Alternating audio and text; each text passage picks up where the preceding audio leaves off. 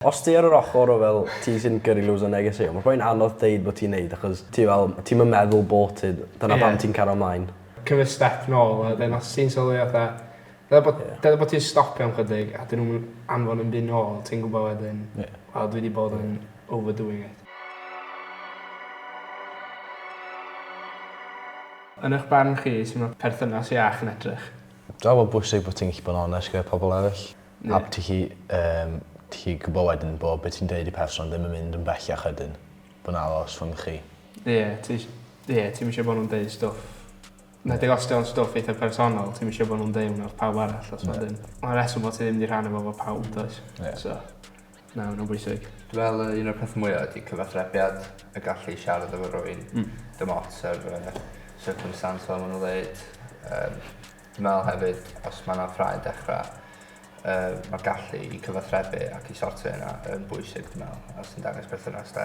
Os ti'n gallu cyfathrebu'n dda, fwy o chance wedyn bod ti'n gallu sortio allan cyn bod o'n mynd yn rhy fawr, a dwi'n meddwl bod gyd yn slwdio yn wyneud. Dwi'n meddwl bod y gallu i forgive and forget hefyd yn rhywbeth bwysig.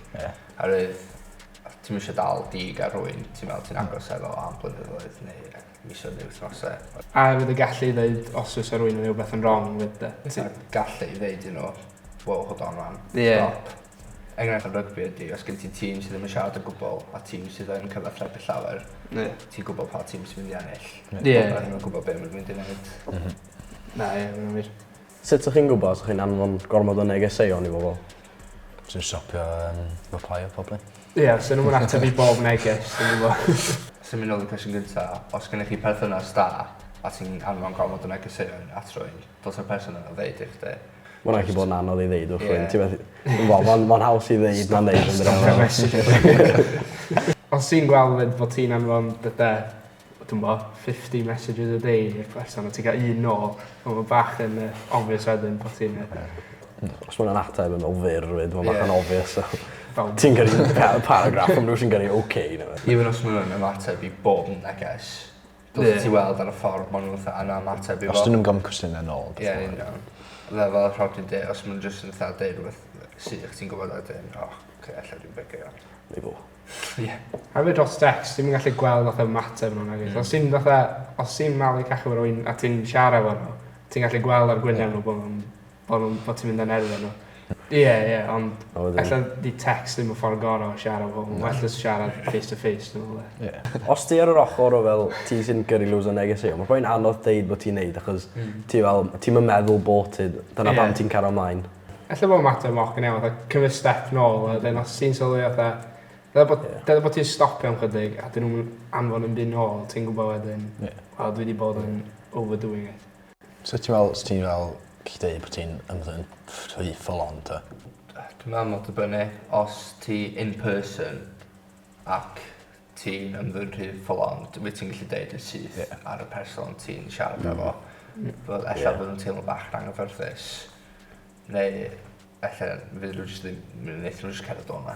Dwi'n meddwl bod alcohol yn rhoi yr boost o confidence i'r chdi, a weithiau gormod o confidence, lle mae'n cyrraedd pwynt weithiau lle mae'n cyrraedd stage o ti yn full on. Achos ti'n meddwl, ti'n mynd gwybod. So mae'n rili anodd deud wedyn. Dwi'n meddwl mae rhaid i rwy'n just deud wrthyn nhw. Ti dy hun methu rili sylwi arno hwnna. Be fyddwch chi'n neud os da chi'n teimlo fel rhywun yn ymddwyn yn distance? Mae'n dibynnu, achos mae'n rhai pobl eisiau llonydd, does. Weithiau mae'n eisiau just troi ffôn off am a couple of days a cael llonydd. A wedyn hefyd, mae'n gallu bod yn sain o pobl yn bod depressed neu beth. Efo cariad, ella bod ti efo nhw bob un diwrnod, a wedyn maen nhw'n ymddwyn yn distance, ella bod nhw jyst eisiau lle. Cael digon o'n te? Maen nhw eisiau amser ei hun. Ond efo ffrindiau, os mae rhywun yn ymddwyn yn distance, wedyn ti dda. Ella bod ti ddim yn gweld nhw'n hynna aml, nhw dal yn ymddwyn yn distance pan ti yn trio gweld nhw.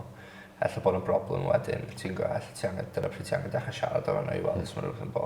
Dim yn just distance ei hun o chdi, ond pawb. Dyna'r gwahaniaeth. Ti'n eisiau bod yn pushy chwaith, just fatha gofyn, heb weld ti'r sipyn, Gymraeg, iawn. Dych chi'n meddwl bod boys yn mynd y gefig ennis mewn perthynas? No, mae rhai fechgyn fel, mae Karen yn mynd unrhyw hebyn nhw, fel, ffon nhw bob deiliad neu beth yna, mae angen fel, just back off tyn bach. Chi'n meddwl bod yn iawn bod yn gemigennus pan mae cariad chi fel mynd allan ar y cwrw? Mae'n gyrru eitha neges i chdi bod yn dda hyn a hyn, jyst i adlu wybod bod hi'n oce.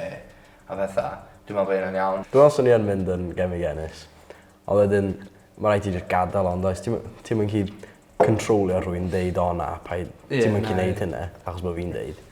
Os ti'n mynd apus gyda, dylai bod ti'n siarad am y peth. Ie, ti'n gallu stopio nhw'n oherwydd. Be am nhw eisiau, ne? Sgennych chi unrhyw le fel sy'n fel safe space i gael sgwrs fel hyn? Dwi'n meddwl pan ti'n fel ffrindiau gosa ti. Dwi'n meddwl bod un lle penodol. Ie, di o ddim amdan fel y llew ti, mae amdan... Efo pwy ti efo da. Dwi'n, trust yn rwydigon i chi deud beth ti eisiau deud. As o hwn agor fyny ti, dylai bod ti'n, angen ti gwrando nhw. Ti'n dark yn mynd trwy ddo. Ti'n bod yn rhoi cefnogaeth yna.